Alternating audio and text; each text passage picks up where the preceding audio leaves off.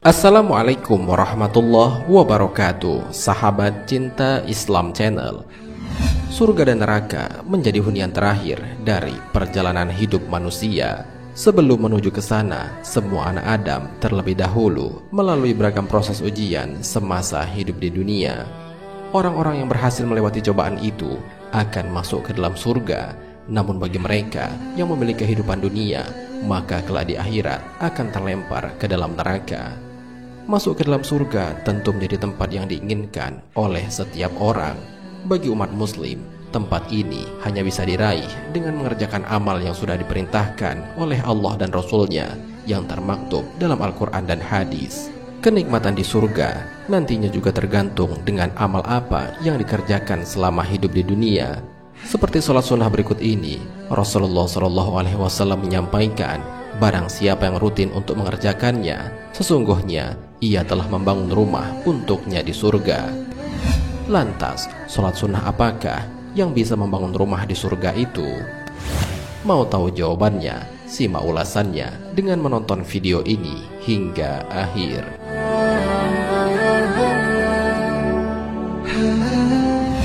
Sebelum lanjut, bagi kalian yang belum subscribe, silahkan untuk menekan tombol subscribe terlebih dahulu. Aktifkan lonceng notifikasinya. Bagikan video ini kepada teman-teman kalian agar semakin banyak orang yang mendapatkan manfaat dari channel ini.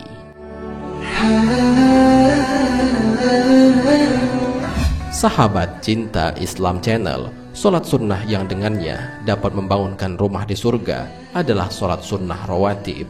Sholat sunnah rawatib adalah sholat sunnah yang dilakukan beriringan dengan sholat wajib atau sholat fardu. Cara mengerjakannya sama seperti sholat-sholat pada umumnya.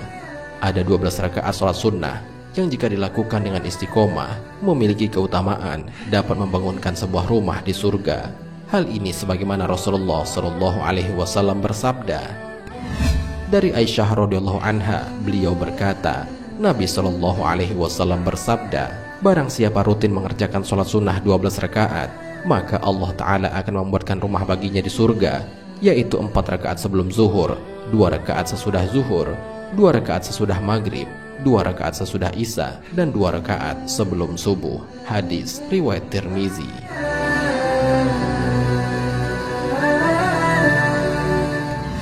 Perlu diperhatikan, walaupun begitu besarnya keutamaan sholat sunnah ini, hendaknya tidak menyebabkan sholat yang wajib menjadi terganggu atau bahkan dilalaikan.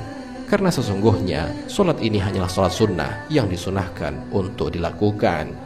Kunci selanjutnya agar keutamaan sholat sunnah ini dapat sampai kepada pelakunya adalah hendaklah dilakukan dengan konsisten. Hal itu karena Allah Subhanahu wa Ta'ala sangat menyukai hambanya yang mengerjakan amalan kebaikan meskipun perkara kecil, namun senantiasa dilakukan secara terus-menerus. Hal ini sebagaimana termaktub dalam sebuah hadis. Dari Aisyah radhiyallahu anha, beliau berkata, Nabi SAW bersabda, lakukanlah amal sesuai kesanggupan, karena sesungguhnya Allah Ta'ala tidak akan bosan sehingga engkau menjadi bosan. Dan sesungguhnya amal yang paling Allah Ta'ala sukai adalah yang terus-menerus dikerjakan walaupun sedikit. Dan bila ia beramal dengan teguh pendirian. Hadis riwayat Abu Dawud.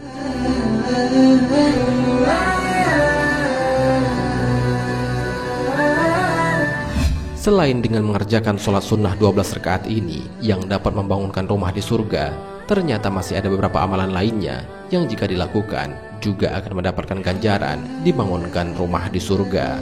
Salah satunya adalah menutup celah shaf ketika sholat. Hal ini sebagaimana dijelaskan oleh Rasulullah SAW dalam sebuah hadis. Dari Aisyah radhiyallahu anha, Rasulullah SAW bersabda, barang siapa yang menutupi suatu celah dalam shaf, niscaya Allah akan mengangkat derajatnya karena hal tersebut dan akan dibangunkan untuknya sebuah rumah di surga. Hadis riwayat Al-Muhaimili.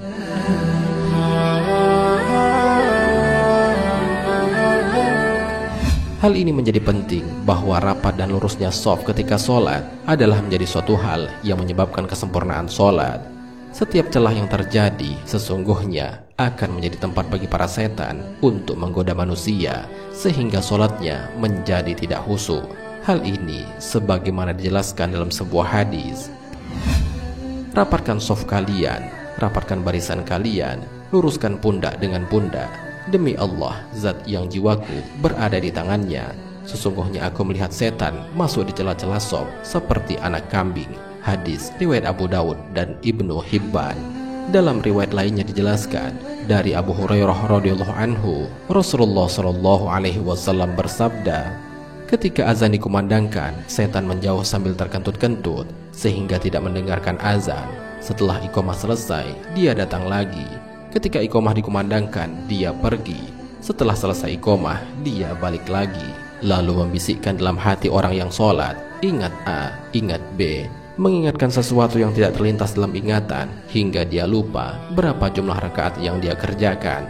Hadis riwayat Ahmad, Bukhari, dan Muslim. Sesungguhnya setan mendatangi kalian ketika sholat, lalu dia basahi tempat keluarnya kencing hingga kalian merasa berhadas atau ada kencing yang keluar.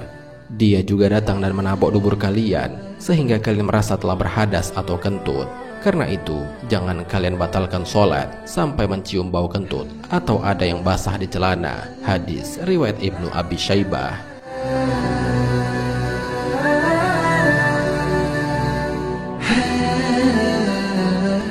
Sahabat cinta Islam Channel, beramal secara konsisten adalah suatu hal yang berat untuk dilakukan karena kita akan selalu digoda oleh setan agar jangan sampai konsisten dalam mengamalkan sesuatu amalan yang baik.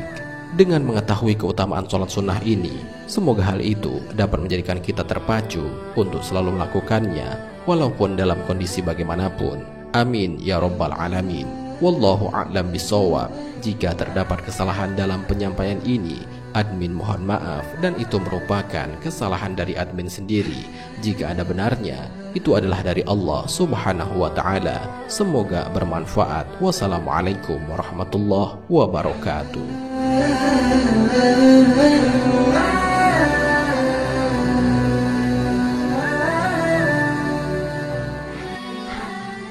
شكرا يا ربي شكرا